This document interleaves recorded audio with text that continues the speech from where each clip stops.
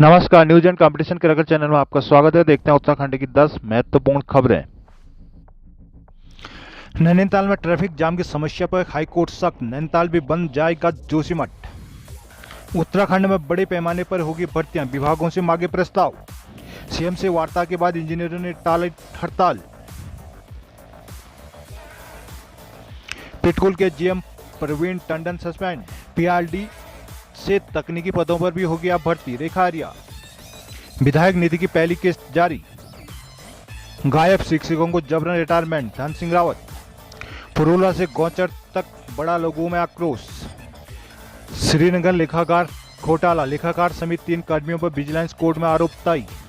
आर्थिक रूप से कमजोर तबके के बच्चों के लिए बनेंगे हॉस्टल, मंत्री। नर्सों ने प्रदर्शन कर कार्य बहिष्कार का अल्टीमेटम। प्लस की परीक्षाओं को लेकर मंथन।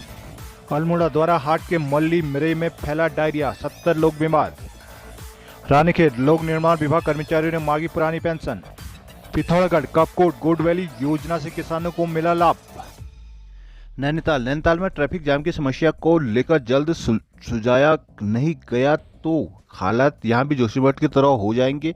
प्रशासन ने ट्रैफिक मैनेजमेंट को पूरी तरह अनदेखा कर रखा है, जिस वजह से यहाँ अव्यवस्थाएं पैदा हो रही हैं, जिससे यहाँ आने वाले पर्यटकों के साथ ही स्थानीय लोग भी परेशान हैं। सरोवर नगरी में ट्रैफिक जाम की समस्या से जुड़ी एक जनहित याचिका पर सुनवाई करते हुए हाईकोर्ट ने तल्ख टिप्पणी की है। मुख्य न्यायाधीश न्यायमूर्ति विपिन सांघवी, न्यायमूर्ति राकेश थपलियाल की खंडपीठ ने बुधवार को जनहित याचिका कर सुनवाई करते हुए कहा कि नैनीताल में पार्किंग की जगह कम है, इसलिए यहाँ हेली सेवा शुरू करें। तलीताल से मल्लीताल के लिए इलेक्ट्रिक फेरी या केवल कार की व्यवस्था हो। शटल सेवा और बसों की संख्या बढ़ाई जाए। कोर्ट ने नैनीताल नगर पालिका से भी पूछा कि माल रोड पर कितने ई रिक्शा चल रहे हैं। मामले की गंभीरता को देखते हुए कोर्ट मामले में गुरुवार को भी सुनवाई करेगी। अधिवक्ता पत्र के अनुसार उक्त उच्च न्यायालय की तरफ से समय समय पर डीएम और पुलिस प्रशासन को यहां ट्रैफिक व्यवस्था सुधारने के निर्देश जारी किए गए हैं, लेकिन समस्या का हल आज तक नहीं निकला। जिले में यातायात पुलिस ट्रैफिक को सुचारू करने में नाकाम साबित हुए। इस वजह से स्कूली बच्चों को, स्कूल कर्मचारी, अधिवक्ताओं को अपने संस्थानों तक पहुंचने में काफी दिक्कत हो रही है। याचिका में कहा गया कि इंडिया होटल के पास जू शटल सेवा लगी रहती है, जिसकी वजह से और जाम लग जाता है। उत्तराखंड में भर्तियों की रफ्तार बढ़ने जारी है। राज्य सरकार ने सभी प्रमुख सचिव और सचिवों से अपने अधीन विभागों के से रिक्त पदों पर भर्ती के लिए प्रस्ताव मांगे हैं। लोक सेवा आयोग की परिधि से बाहर के पदों पर विभाग ने खुद ही भर्ती एजेंसियों को प्रस्ताव भेजने के निर्देश दिए हैं। कार्मिक और सतर्कता शैलेश बेगोली ने बुधवार को यह आदेश जारी किया। उन्होंने प्रमुख सचिव और सचिवों को भेजे निर्देश में अधीनस्थ विभागों से भर्ती के प्रस्ताव शीघ्र देने को कहा है। उन्होंने उत्तराखंड सम्मिलित राज्य प्रवर और अधीनस्थ उत्तराखंड सम्मिलित राष्ट्र कनिष्ठ और सहायक अभियंता चयन परीक्षा से संबंधित रिक्त पदों को प्रस्ताव कार्मिक विभाग को, जबकि इससे इतर भर्तियों के प्रस्ताव सीधे भर्ती आयोगों को भेजने के निर्देश दिए हैं। मुख्यमंत्री पुष्कर सिंह धामी ने 1 साल के भीतर 20,000 पदों पर नौकरियां देने का ऐलान किया था, लेकिन इस बीच जुलाई 2022 से भर्ती खबरों का भंडाफोड़ होने से भर्ती प्रक्रिया थम सी गई थी। सरकार ने अब इसमें तेजी लाने की कसरत शुरू कर दी है। मुख्यमंत्री धामी ने विभिन्न विभागों में रिक्त पदों पर जल्द भर्तियों को लेकर गंभीर है। बेरोजगार युवाओं को इन पदों पर जल्द नौकरियां मिले, इस बाबत भर्ती एजेंसी की प्रक्रिया में तेजी लाने के निर्देश दे चुके हैं। अब वे विधायक विभागवार रिक्त पदों का ब्यौरा जुटाने के लिए समीक्षा बैठक करने जा रहे हैं। इस तैयारियों के सिलसिले में मुख्यमंत्री के सचिव बेगुली ने सभी प्रमुख सचिव और सचिवों को अपने अपने विभागों में रिक्त पदों का डेटा तैयार करने के निर्देश दिए हैं। देहरादून डिप्लोमा इंजीनियर महासंघ ने मुख्यमंत्री पुष्कर सिंह धामी के आश्वासन पर बुधवार से प्रस्तावित हड़ताल टाल दी है। महासंघ ने सरकार को 15 दिन का समय दिया है। इस अवधि से मांगों पर कार्रवाई न होने पर फिर हड़ताल की चेतावनी दी है।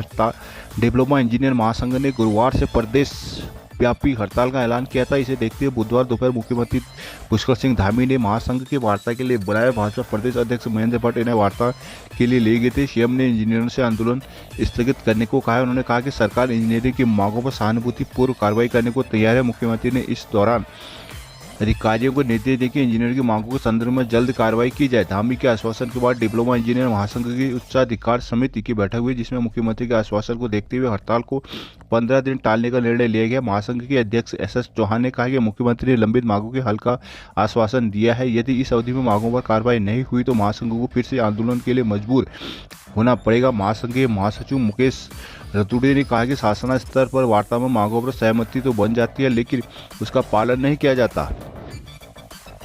देहरादून पिटकल प्रबंधन ने अनुशासनहीनता पिटकुल को आर्थिक नुकसान पहुंचाने समेत कई मामलों में दोषी पाए जाने पर महाप्रबंधक विधि प्रवीण टंडन को निलंबित कर दिया है। पिटकुल के एमडी पीसी ध्यानी की ओर से बुधवार को इसके आदेश जारी किए गए। पिटकुल के अधिकारियों ने बताया कि टंडन की लंबे समय से शिकायत मिल रही थी, जिसे देखते हुए पिटकुल प्रबंधन ने रिटायर्ड न्यायाधीश जय सिंह से इन आरोपों की जांच कराई थी। जांच में उन पर लगे कई आरोपों की पुष्टि होने के बाद टंडन को निलंबित कर दिया गया। इस मामले में अभी विभागीय जांच होनी है।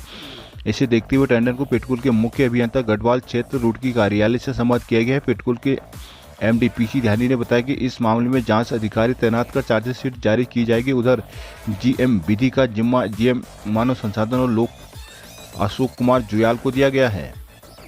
दून में बुधवार को युवा कल्याण मंत्री रेखा आर्या ने पीआरडी विभाग की समीक्षा। खेल एवं युवा कल्याण मंत्री रेखा आर्या ने कहा कि विभिन्न विभागों में अब तकनीकी पदों में भर्ती भी पीआरडी के जरिए की जाएगी। आर्या ने इसके लिए विभागीय अधिकारी को जल्द से जल्द नियमावली तैयार करने के निर्देश दिए हैं। खेल और युवा कल्याण मंत्री ने बुधवार को विधानसभा में पीआरडी विभागीय अधिकारी की बैठक ली। इस दौरान उन्होंने कहा कि कैबिनेट ने पीआरडी एक्ट में संशोधन पर मुहर लगा दी है। ऐसे में अब जल्द नियमावली तैयार कर इसका जीओ जारी किया जाएगा। उन्होंने अधिकारियों को 1 महीने के भीतर नियमावली बनाने के काम पूरा करने को कहा है। रेखा आर्या ने पीआरडी एक्ट में संशोधन से अब राज्य का अपना एक्ट बनने जा रहा है, जिसके तहत पीआरडी कर्मचारियों को कई सुविधाएं दी जा रही है। उन्होंने कहा कि नए पीआरडी एक्ट के तहत गर्भवती महिलाओं को मातृत्व अवकाश मिलेगा। साथ ही पीआरडी सेवक अब 8 साल तक नौकरी कर पाएंगे। अभी तक उन्हें सुरक्षा संबंधी कार्यों में तैनाती दी जाती थी, लेकिन अब उनकी नियुक्ति तकनीकी पदों पर भी हो सकेगी। उन्होंने कहा कि पीआरडी जवानों के लिए तकनीकी तैनाती की आयु सीमा अब 18 से 42 की जा रही है। बैठक में विशेष प्रमुख सचिव अभिनव कुमार, निर्देशक जितेंद्र कुमार सोनकर, संयुक्त निर्देशक अजय अग्रवाल आदि विभिन्न समेत विभागीय अधिकारी मौजूद रहे।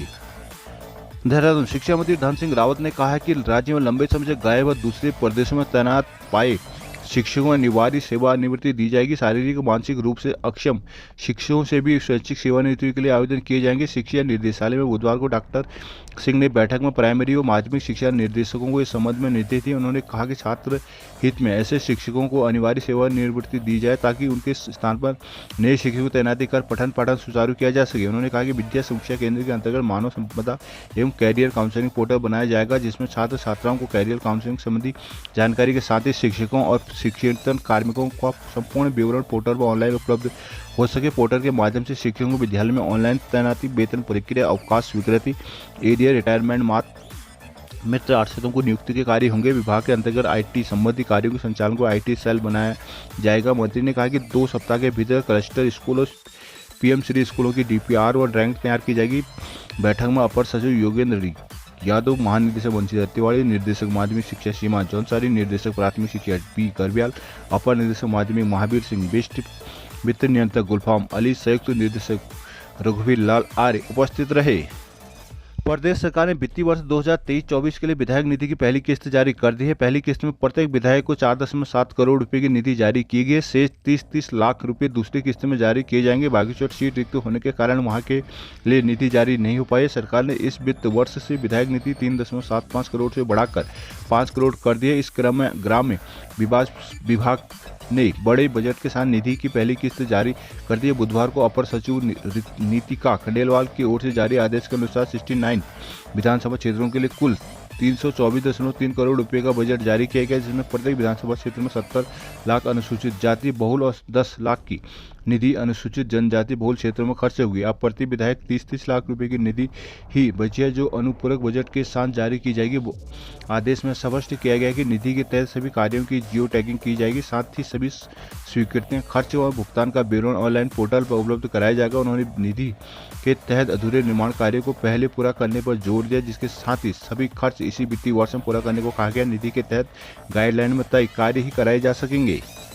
शिक्षा मंत्री धन सिंह रावत ने कहा कि सरकार आर्थिक रूप से कमजोर तबके के बच्चों की शिक्षा पर खास तौर पर फोकस कर रही है, जिसके तहत बच्चों को हॉस्टल बनाए जा रहे हैं। शिक्षा विभाग की ओर से राजीव गांधी नवोदय विद्यालय ननूर खेड़ा में आयोजित 7 दिवसीय समर कैंप का बुधवार को समापन हो गया। इस मौके पर डॉक्टर रावत ने कैंपों में प्रतिभाग करने वाले बच्चों को स्कूल बैग और शिक्षण सामग्री वितरित की। उन्होंने कहा कि गरीब छात्र छात्राओं को स्तरीय शिक्षा देना सरकार की प्राथमिकताओं में है। जरूरत बच्चों के लिए हर जिले में हॉस्टल बनाए जाएंगे। उन्हें 12वीं तक पढ़ाई निःशुल्क कराई जाएगी। शिक्षा महानिदेशक वंशित तिवारी ने बताया कि गरीब और स्लम में निवास करने वाले छात्र छात्राएं गर्मी की छुट्टियों का लाभ उठा सके, इसके लिए अकादमिक शोध प्रशिक्षण निदेशालय ने ये समर कैंप आयोजित किया है, जिसमें राज्य के विद्यालय में पढ़ने वाले गरीब और स्लम एरिया के 400 बच्चों ने प्रतिभाग किया। कैंप में बच्चों को फुटबॉल, वॉलीबॉल, बैडमिंटन, कबड्डी जैसे खेलों के साथ संगीत, नृत्य, कला, कविता एवं कहानी रचना लिखाई सिखाई गई। इस मौके पर कैंप में सहयोग करने वाले विभिन्न NGO, Azim Premji foundation, room to read, Labhya foundation, dream blue orb, Aasra एवं हंस फाउंडेशन का भी आभार व्यक्त किया गया। SCERT